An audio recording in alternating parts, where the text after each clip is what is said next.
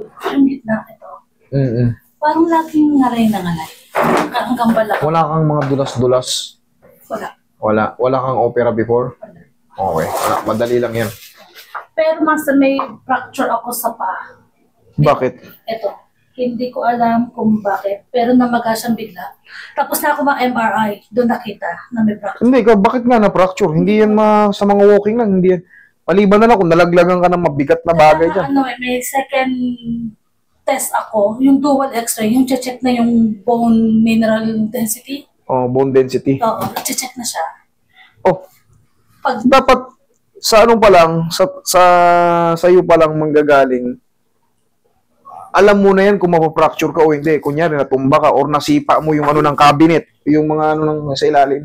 Minsan, nasisipa natin yung mga kantuan, yung paa ng mga...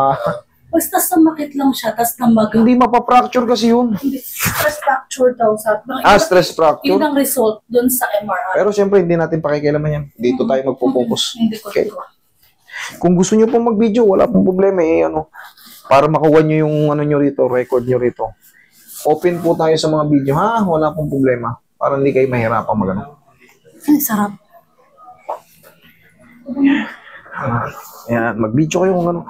Tandaan nyo dito sa amin, walang bawal. Ang bawal lang yung live. Ay, hindi naman bawal. Limitahan nyo lang din yung sasabihin nyo. Baka may banggit kayo ng banggit, naka-live. Mahirap i-edit yung live.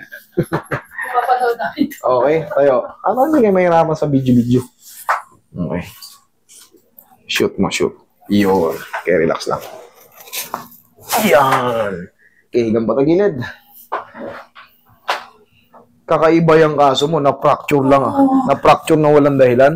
Nung in-x-ray, walang nakita. Tapos, hindi natatanggal yung maga. Nag-request ang doktor ng MRI. Yun, doon nakita. Kabilang side. Pero ngayon, problema pa rin siya, sumasakit pa rin siya. Kumikiro talaga siya. May time siya masakit.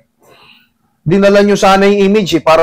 Wala akong image, result lang. Kasi ngayon pa lang, maayos ko na yan Kasi kung may fracture talaga, hindi ko hihilahin basa-basa. Titignan ko yung image. Kung paano ko pepektusan. Hindi kasi nagbibigay ng image, yung result lang ang nakalatang. Kita pa.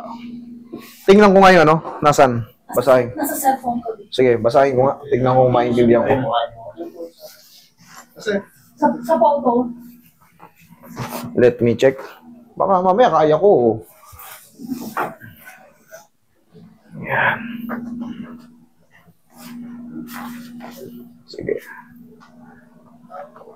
Madali namang intindihin yan sa mga parts ng bones natin. Kahit pa paano kabisado natin yan.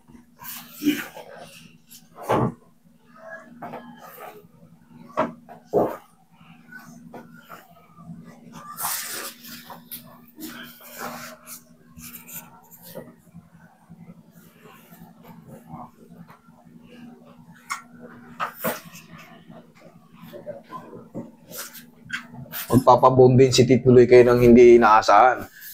Bone mass density. Check yung kung gaano, baka habang umiidad kayo, rumuro po kayo. Yun ang ano nun. Siyempre, walang dahilan ka mo, hindi ka naman natumba, hindi ka natapilok. Okay, you can contact, okay. If you are having injuries, providing following details. Okay, impression, stress fracture, second metatarsal. Okay. Mild hallux bulbous deformity with mild degenerative change. Alam nyo kung ano to? Yung mga ganitong mild hallux. Makirot to. Tututo ko na to. Pero yung second metatarsal sang ano mo? Ang nakita sa MRI. Yung bone yun, talagang nagkakaroon ng ganyan. Masakit din yan. Oo, ang kirot niyan. Kirot niyan. Check upin ko para tignan natin mapapasin ako. Hindi naman siya hindi naman siya ibang fracture. Okay, inhale. Exhale. Kakapain ko. Tignan natin kung maano ko. Stress fracture. Na-stress lang na fracture. Kaya, nakita na sa MRI na namagatan na siya.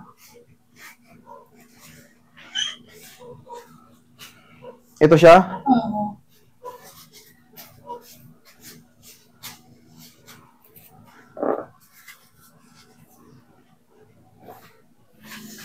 Pwede siyang hatakin.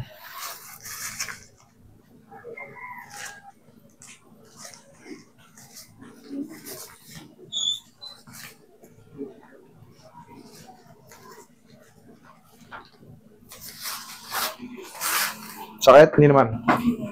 May sumpang lang siyang masakit.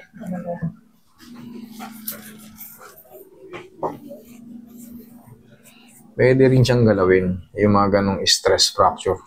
Hindi siya yung mga linear. In-repair na nila ako sa...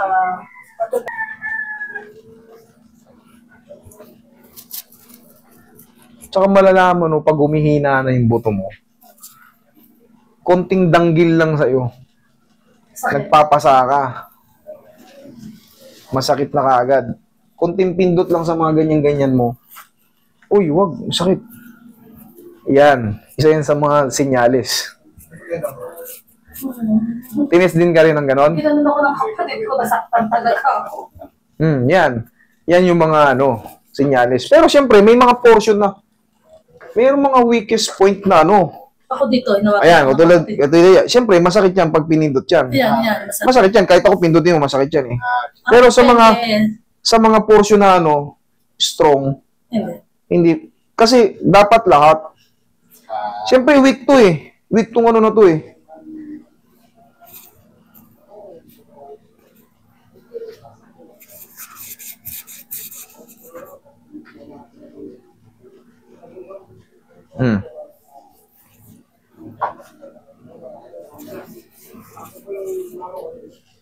Tayo, lakad, tignan mo yung balakang mo ngayon. Ilikod mo.